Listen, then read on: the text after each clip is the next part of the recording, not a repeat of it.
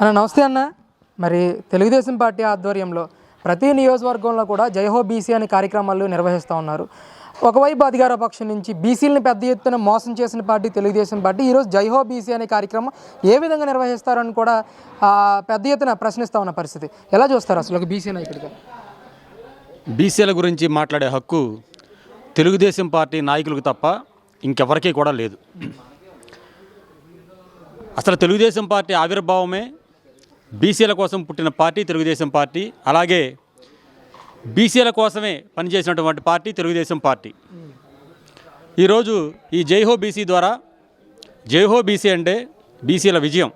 ఆ విజయం అనేది చంద్రబాబు గారు ముఖ్యమంత్రి అయితేనే బీసీల విజయం సాధించినట్టు అనే ఉద్దేశంతో ఈ రాష్ట్ర వ్యాప్తంగా కూడా ప్రతి మండలంలోనూ కూడా ఈ జైహో బీసీ సమావేశాలను జరుపుకోవడం జరుగుతుంది. ఈరోజు కొంతమంది వైసీపీ నాయకులు చెప్తున్నారు, మొన్న ఆర్ కృష్ణయ్య చెప్తాడు, ఏది బీసీ కులాలన్నింటినీ తీసుకెళ్ళి వైఎస్ జగన్మోహన్ రెడ్డి కాళ్ళ దగ్గర తాకట్ట పెట్టిన వ్యక్తి మాట్లాడతాడు, బీసీలు బ్రహ్మాండంగా ఉన్నారు, అభివృద్ధి చెందారు, చాలా సుభిక్షంగా ఉన్నారని చెప్పి మాట్లాడతాడు. అంటే రాష్ట్రంలో నీకు రాజ్యసభ సీట్ ఇచ్చేస్తే నువ్వు అభివృద్ధి చెందితే బీసీ కులాలన్నీ అభివృద్ధి చెందినట్టు అని చెప్పి అడుగుతున్నాం. అలాగే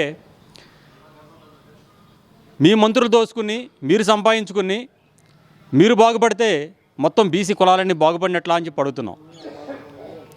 రాష్ట్రంలో 56 కార్పొరేషన్లు ఇచ్చానని చెప్తున్నాడు, కార్పొరేషన్ చైర్మన్లు పెట్టానని చెప్తున్నాడు. ఆ చైర్మన్ కూర్చోడానికి కనీసం కుర్చీ కూడా లేనటువంటి విధానం మీది.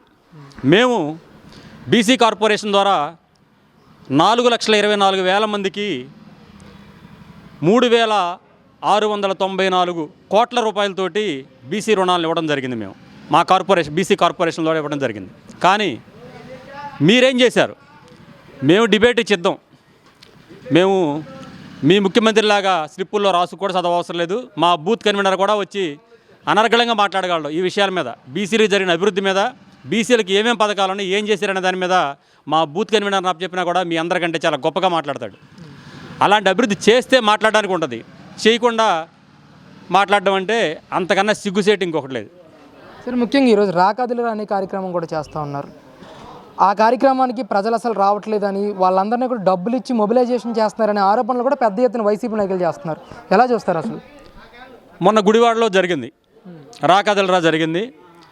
₹1 ఖర్చు పెట్టకుండా స్వచ్ఛందంగా, అంటే బస్సుల్లో కారులో కాదు, మేము వెహికల్స్ జెండాలు కట్టుకు రావాలనే ఉద్దేశంతో చాలామంది యువత వెహికల్స్ జెండాలు కట్టుకుని వచ్చారంటే వాళ్ళలో ఉన్న ఉత్సాహం, వాళ్ళలో ఉన్న ఈ జగన్మోహన్ రెడ్డి ప్రభుత్వం మీద ఉన్న అక్కసు అంతా కూడా, కసి అంతా కూడా ఈరోజు యువకుల్లో కనపడుతుంది.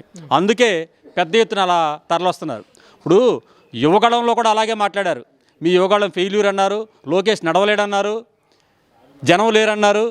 కానీ పచ్చకామెర్లు వచ్చిన వాడికి లోకమంతా పచ్చగా ఉంటుందని చెప్పేసి మీ సభలు ఫెయిల్ అవుతున్నాయని, మీ సమావేశాలు ఫెయిల్ అవుతున్నాయని మీరు జనాలను పెట్టి పోలీసులను పెట్టి గేట్లు వేసి మీరు కూర్చోబెడుతున్నారని చెప్పేసి మాకు ఆ పరిస్థితి లేదు. స్వచ్ఛందంగా ఈరోజు అందరూ కూడా ఈ సమావేశాలకి రావడం జరుగుతుంది. ఈరోజు ముఖ్యంగా జగన్మోహన్ రెడ్డి గారు వైఎస్ఆర్ ఆసరా చేయూత కార్యక్రమం కింద మహిళలకి 18,500 వేసే కార్యక్రమంలో భాగంగా తోడేళ్ళన్నీ ఒకటవుతూ ఉన్నాయి. మీ బిడ్డ మాత్రం సింగిల్గా వస్తూ ఉన్నాడు, మీకు మంచి జరిగితే నాకు రెండో అవకాశం ఇవ్వండి అని చెప్పేసి ఆయన మాట్లాడుతూ ఉన్న పరిస్థితి. ఎలా చూస్తారు సార్ అసలు? అది బిడ్డ కాదు, క్యాన్సర్ గడ్డ అని చెప్పేసి మా అధినాయకుడు చెప్పాడు. నిజంగానే క్యాన్సర్ గడ్డ. ఆ గడ్డని తొలగించకపోతే రాష్ట్రం అంతా కూడా సర్వనాశనం అయిపోద్ది. క్యాన్సర్ గడ్డని ఏం చేస్తారు? తీసేస్తారు, రేడియేషన్ పెడతారు, తీసేస్తారు. అలా తీసేయకపోతే మొత్తం శరీరం అంతా చచ్చిపోయే అవకాశం ఉంటుంది. అందుకని అలాగే ఈ క్యాన్సర్ గడ్డను కానీ రాష్ట్రం నుంచి తొలగించకపోతే రాష్ట్రం అంతా కూడా సర్వనాశనం అయిపోతుంది. ఏంటి సార్, షర్మిల గారు కాంగ్రెస్ పార్టీలో చేరిన తర్వాత ఎలాంటి రాజకీయ పరిణామాలు చోటు చేసుకున్నాయంటారు అసలు రాష్ట్రంలో? అది వాళ్ళ కుటుంబ వ్యవహారం. ఇప్పుడు వాళ్ళ కుటుంబాల్లో ఉన్న లొసుగులతోటో ఇంకొకటితోటో ఆమెని తరిమేస్తే ఆమె వెళ్ళి పక్క రాష్ట్రం వెళ్ళి అక్కడ పార్టీ పెట్టడం జరిగింది. అక్కడ కూడా ఆమె పాదయాత్రలు చేసి అలా చేసింది. ఆ తరువాత పరిణామాల్లో కాంగ్రెస్ పార్టీలో చేరటం, అలాగే పీసీసీ ప్రెసిడెంట్ కావటం.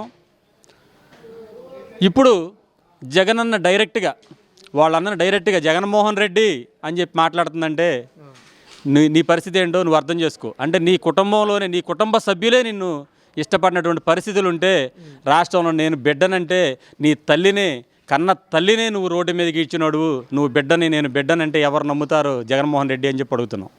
అలాగే ఈ సాధికార యాత్రలు అని చెప్పాడు. ఈ సాధికార యాత్రలో ఆ సాధికార బస్సు యాత్రలు అని చెప్పేటి వాళ్ళు చెప్పింది ఏంటి, వాళ్ళు చేసింది ఏంటి? ఆ ఖాళీ కుర్చీలకి మీటింగులు చెప్పారు. అసలు ఈ రాష్ట్రంలో బీసీల గురించి మాట్లాడే నైతికత కానీ నైతిక హక్కు కానీ వైసీపీకి కానీ వైసీపీ నాయకులకు కానీ లేదు. ఎందుకనంటే 74 మంది బీసీలను పొట్టన పెట్టుకున్నటువంటి పార్టీ వైసీపీ పార్టీ. ఒక్క బీసీ కూడా మాట్లాడలేదు. ఇప్పుడు మా కాన్స్టిట్యున్సీ కొత్తగా వచ్చిన జోగి రమేష్ ఉన్నాడు. ఇప్పుడు సామాజిక వర్గాల గురించి మాట్లాడతాడు, సామాజిక వర్గ నాయకులను కలుస్తాడు, నేను మీ వాడిని అంటాడు, మీ సామాజిక వర్గం అంటాడు, మీ బీసీని అంటాడు. కానీ అదే జోగి రమేష్ చెరుకుపల్లిలో ఒక 14 సంవత్సరాల యువకుడిని, చిన్న పిల్లవాడిని, 10th క్లాస్ చదివే విద్యార్థిని వాళ్ళ అక్కని ఏడిపిస్తున్నారు అని చెప్పినందుకు, అన్నందుకు, ప్రశ్నించినందుకు గొంతులో గుడ్ల కుక్కి పెట్రోల్ పోసి తగలబెడితే ఈ రమేష్ ఏమయ్యాడని అడుగుతున్నాం. తన సామాజిక వర్గానికి చెందిన వ్యక్తిని, పిల్లాడిని చంపితే ఈ జోగి రమేష్ మాట్లాడా? రాయబారాలకు వెళ్ళాడు, రాజీలకు వెళ్ళాడు, దాన్ని తప్పని ఖండించలేదు. ఇవాళ ఆ చంపిన వాళ్ళు బెయిల్పై బయట తిరుగుతుంటే వాళ్ళు బిక్కుబిక్కుమంటూ ఎవరైతే బిడ్డను కోల్పోయారో ఆ తల్లి, ఆ చెల్లి ఇవాళ చాలా బాధపడతా ఉన్నారు. రేపేం జరుగుద్దో, మమ్మల్ని కూడా చంపేస్తారు, వాళ్ళని కూడా బెదిరిస్తున్నారు. మీరు కేసు విత్డ్రా చేసుకోకపోతే చంపేస్తామని బెదిరిస్తున్నారంటే ఎంత అరాచకం సాగుతుందని చెప్పి అడుగుతున్నాం. వాటి మీద ప్రశ్నించకుండా, దాడుల మీద ప్రశ్నించకుండా దాదాపు 6 నుంచి 7 వేల మంది మీద దాడులు చేశారు, బీసీల మీద దాడులు చేశారు. ఇవన్నీ వదిలేసి మేము బీసీ సాధికారత అంటే ఆ సాధికారత గురించి మాట్లాడే హక్కు కానీ ఆ అవకాశం కానీ ఆ వైసీపీ నాయకులు లేదని చెప్పి తెలియజేస్తున్నాం.